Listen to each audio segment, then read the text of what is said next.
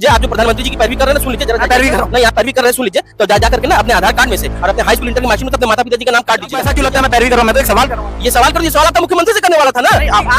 आपके सवालों पे तीन अलग अलग तरह की भाषा बोल रहे हैं। कोई कह रहा है 14 साल के ऊपर की गाय खा जाओ, कोई कह रहा है घर के अंदर गाय खाओ, और कोई कह रहा है कि जाकर के नॉर्थ ईस्ट में जो गाय वो मिथुन उसको खा जाओ। ये तो इतना सारा इलेक्टोरल बॉन्ड हजारों करोड़ रुपए का चंदा भारतीय जनता पार्टी को मिला तो भारतीय जनता पार्टी क्यों रोकेगी? लेकिन हम चाहते हैं कि गाय भावना का विषय है, हमारी भावनाएं जुड़ी, पूरे देश की भावनाएं जुड़ी, आस्था का विषय है। तो हम चाहते हैं गाय को बीजेपी से ही जोड़ के देखा जाता था कि गाय के लिए मुद्दा उठाने वाली पार्टी बीजेपी, गाय के लिए बात करने वाली पार्टी बीजेपी, सनातनी कौन बीजेपी। लेकिन आप मुस्लिम होकर खून से पत्रक लिख रहे हैं। प्रधानमंत्री जी गाय को राष्ट्रमाता घोषित नहीं करते हैं तो उनका चरित्र, उनका चेहरा सामने आ जाएगा। गाय का सबसे ज्यादा एक्सपोर्ट करके सबसे मोटा चंदा खाने वाली कौन? बीजेपी। चंदा चोरी करने वाली कौन? बीजेपी। चढ़ावा चोरी करने वाली कौन? बीजेपी। तो आप ये भी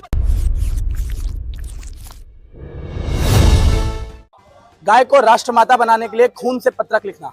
जी हाँ, आप सोच रहे होंगे ये किसी सनातनी या भारतीय जनता पार्टी के कार्यकर्ता द्वारा किया गया, पर नहीं, ये सपा के एक मुस्लिम नेता द्वारा किया गया है। लगातार इनके द्वारा ये गाय को राष्ट्रमाता बनाने की जो मुहिम है छेड़ी जा रही है। इसके पहले ये गाय को ही जिला न्यायालय पे ले आए थे और आज इन्होंने अपने खून से डीएम को पत्रक लिखा है प्रधानमंत्री मोदी के नाम।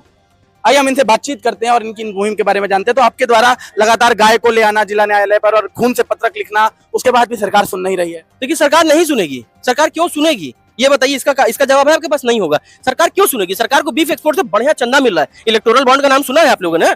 जो लोग देख रहे हैं वो लोग भी इलेक्टोरल बॉन्ड का नाम सुनेंगे। कितना सारा इलेक्टोरल बॉन्ड, हजारों करोड़ रुपए का चंदा भारतीय जनता पार्टी को मिला तो भारतीय जनता पार्टी क्यों रोकेगी? लेकिन हम चाहते हैं कि गाय भावना का विषय है, हमारी भावनाएं जुड़ी, पूरे देश की भावनाएं जुड़ी, आस्था का विषय है। तो हम चाहते हैं कि गाय के ऊपर से राजनीति खत्म होनी चाहिए और भारतीय जनता पार्टी के प्रधानमंत्री से, नरेंद्र मोदी जी से, जो हमारे यहाँ के सांसद है, प्रधानमंत्री जी से हमारी अपील है कि आप गाय को राष्ट्रमाता घोषित करने का काम कीजिए। अगर भारतीय जनता पार्टी के लोग या प्रधानमंत्री जी गाय को राष्ट्रमाता घोषित नहीं करते हैं तो उनका चरित्र, उनका चेहरा सामने आ जाएगा। आज तक गाय को राष्ट्रमाता बनाने से पहले गाय के ऊपर हिंदू मुस्लिम की राजनीति होती थी, बीफ की राजनीति होती थी। और अब आप खुद एक मुस्लिम है और सपा के कार्यकर्ता है। इसके पहले गाय को बीजेपी से ही जोड़ के देखा जाता था कि गाय के लिए मुद्दा उठाने वाली पार्टी बीजेपी, गाय के लिए बात करने वाली पार्टी बीजेपी, सनातनी कौन? बीजेपी। लेकिन आप मुस्लिम होकर खून से पत्रक लिख रहे हैं। इसके पहले और भी ऐसे आपने कई बार गाय को राष्ट्रमाता बनाने का काम किया, तब भी कानों में जू नहीं रेंग रही है। मान लीजिए वो तो ठीक है, आपने 3 बात कहा कि गाय को राष्ट्रीय पशु घोषित करने की, गाय के सम्मान की बात करने वाली बीजेपी, तो गाय के नाम पे चंदा खाने वाली कौन? बीजेपी। आपने कहा कि गाय के सम्मान की बात करने वाली, राष्ट्रमाता घोषित करने वाली या गाय को माता मानने वाली कौन? बीजेपी। और गाय का सबसे ज्यादा एक्सपोर्ट करके सबसे मोटा चंदा खाने वाली कौन? बीजेपी। चंदा चोरी करने वाली कौन? बीजेपी। चढ़ावा चोरी करने वाली कौन? बीजेपी। तो आप ये भी बताइए ना, सनातन का सम्मान, ये कैसा सनातन का सम्मान है? गाय को आप कह रहे हैं, आपके तीन मुख्यमंत्री 3 अलग अलग तरह की भाषा बोल रहे हैं। कोई कह रहा है 14 साल के ऊपर की गाय खा जाओ, कोई कह रहा है घर के अंदर गाय खाओ, और कोई कह रहा है कि जाकर के नॉर्थ ईस्ट में जो गाय वो मिथुन उसको खा जाओ। ये तो भारतीय जनता पार्टी का दोगला चरित्र हो गया, तो दोगलापन है। ये कैसा सम्मान, ये कैसे भारतीय जनता पार्टी को जोड़ के देखा जा रहा है? ये बात सही आपने कही कि गाय को हमेशा भारतीय जनता पार्टी से जोड़ के देखा जा रहा है। क्यों? क्योंकि भारतीय जनता पार्टी के लिए, प्रधानमंत्री नरेंद्र मोदी जी के लिए गाय जो है एक राजनीतिक पशु है। राजनीतिक पशु है, इनके आस्था से कोई मतलब नहीं है। इनको आस्था से अगर मतलब होता तो हमारी मांग मान लेना, राजनीति खत्म हो जाएगी। सीएम तो कहते हैं वो माता है, माता को कोई अनाउंसमेंट की जरूरत नहीं है, किसी घोषणा की जरूरत नहीं है। माता और पुत्र का संबंध ऐसा होता है जिसमें घोषणा की आवश्यकता नहीं होती। सुन लीजिए, आप जो प्रधानमंत्री जी की पैरवी कर रहे हैं ना, सुन लीजिए जरा पैरवी कर रहा हूं। नहीं आप पैरवी कर रहे हैं, सुन लीजिए तो जा करके ना अपने आधार कार्ड में से और अपने हाई स्कूल इंटर की मार्कशीट में से अपने माता पिता जी का नाम काट दीजिएगा। देखिए आपको कहाँ एंट्री मिलती है, तुरंत समझ में आ जाएगा। तो और अगर जब माता और पुत्र की, ऐसा क्यों लगता है मैं पैरवी कर रहा हूं? मैं तो एक सवाल कर रहा हूं। ये सवाल करो, ये सवाल आपका मुख्यमंत्री से करने वाला था ना। आपके सवालों पे अक्सर मुख्यमंत्री का यही जवाब था। मेरे सवालों पर पैरवी आपकी हर समय कुछ ना कुछ हमको बोलते हैं। पैरवी आपको, तो वो पैरवी कैसे नहीं लगी? आपसे सवाल कर दो आपको पैरवी लगने लगती है। आप लोगों से कुछ सवाल ढंग का कर दो, गोदी मीडिया समझने का मसला यही है, यही है ना कि आपसे एक ढंग का सवाल उठा दे, आप नहीं ढंग का सवाल उठा दे विपक्ष को। हम कॉमन सी बात है ये, देखिए कितनी कॉमन सी, कितनी छोटी सी बात है कि आप ये कह रहे हैं कि मुख्यमंत्री जी ये कह रहे हैं, तो ये बताइए आधार कार्ड में मेरे पिताजी का नाम या आपके पिताजी का नाम क्यों? मेरा काम है ना सवाल पूछना। तो मुख्यमंत्री ने कहा था, आप उसपे मेरे पे आरोप नहीं लगा सकते कि मैं पैरवी कर रहा हूं। आप हमको दिखाइएगा कि आपने मुख्यमंत्री से सवाल पूछा था। मुख्यमंत्री जी ने अनाउंसमेंट में बोला था, मैंने नहीं पूछा था। वो वीडियो है, वायरल है, वो वायरल वीडियो है। पूछा आपने? वो वायरल वीडियो, हाँ बीजेपी के नेता से पूछा। आप हमें भेजिएगा जरा, मैं भी देख। बिल्कुल दिखाएंगे, बिल्कुल आप हमको दिखाएंगे, बिल्कुल दिखाएंगे। लेकिन विपक्ष के ऊपर, विपक्ष का ये जो दोहरा चरित्र है उससे सवाल करते हुए गोदी मीडिया समझ लेता है या पैरवी करने वाला। हम तो गोदी मीडिया आपको समझ नहीं सकते क्योंकि आप मेन स्ट्रीम की मीडिया नहीं है। बिल्कुल, तो इसलिए आप गोदी मीडिया नहीं हो सकते। मेन स्ट्रीम की मीडिया गोदी मीडिया, दलाल मीडिया जिसको हम कहना चाहते हैं।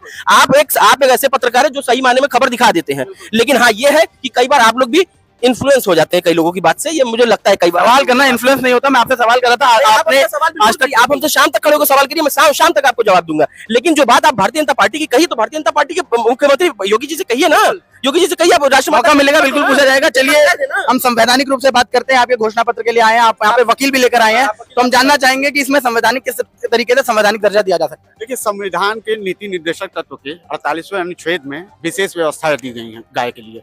खाली उसको तो लागू कर दें। अगर राष्ट्रमाता अभी नहीं घोषित कर पा रहे, अभी थोड़ा सा दिक्कत है, चंदा वंदा चाहिए, अभी कई जगहों पे सांसद और विधायक खरीदना है, तो मान लीजिए अभी तो पैसे की जरूरत है तो नहीं कर पा रहे होंगे, कम से कम वही थोड़ा सा लागू कर दें, देख लें कि अगर उससे हो सकता है कि थोड़ी राहत मिल जाए।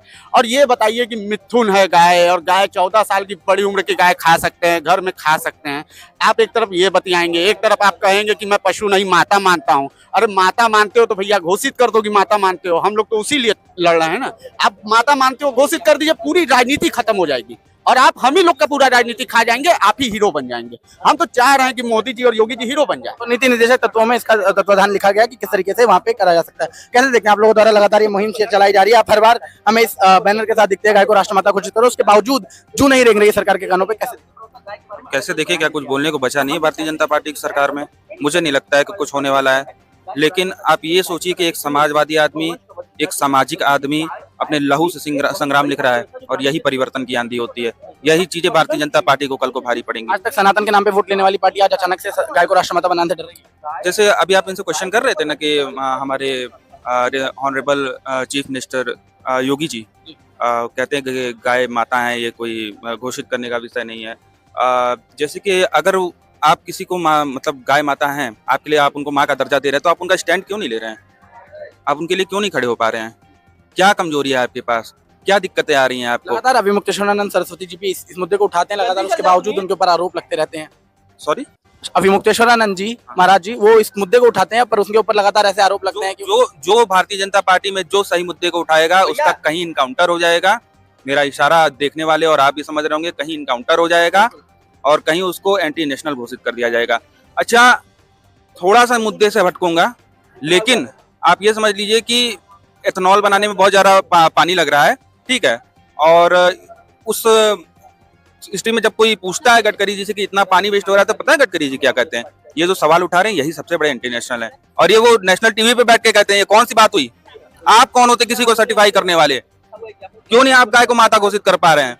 आप जिसके नाम पे राजनीति कर रहे हैं, सन 2014 से आपकी डबल इंजन की सरकार, आप ट्रिपल इंजन की सरकार बताते हैं, 12 मुख्यमंत्री आकर के प्रचार करते हैं, क्यों नहीं गाय को माता घोषित कर पा रहे हैं आप? हम भी नहीं मानते हैं इसको राजनीति का विषय, बिल्कुल राजनीति का विषय नहीं है, लेकिन आपने बना दिया इसको राजनीति का विषय। कैसे देखते हैं? इनका कहना है कि सरकार से जो भी सवाल उठाता है और तार्किक सवाल उठाता है उसको एंटी नेशनल घोषित कर दिया जाता है। देखिए, ये तो प्रथा चली आ रही है 14 के बाद से कि आप अगर बेसिक चीजों पे बात करिए, रोजी रोजगार और शिक्षा स्वास्थ्य चिकित्सा पे बात करिए, तो आपको गद्दार घोषित कर दिया जाएगा। लेकिन यह विषय आस्था से जुड़ा हुआ है, उन करोड़ों करोड़ आस्थावानों से जुड़ा हुआ ये व्यवस्था, और ये आस्था की बात है कि जहाँ पे गाय माता के अंदर 125 करोड़ देवी देवताओं का वास होता हो। हम ऐसे मांग को लेकर यहाँ पर खड़े हैं, और आज उसी क्रम में जाति धर्म मजहब से ऊपर उठकर गंगा जमुनी तहजीब का मिसाल कायम करते हुए जिशान अंसारी ने अपने शरीर से खून निकालकर अमरिंदर पांडे एडवोकेट के माध्यम से पत्रक लिखकर जिलाधिकारी को ज्ञापन देने का काम किया गया, जिसमें हमारी मांग थी कि गाय को जल्द से जल्द राष्ट्रमाता बना दी जाए।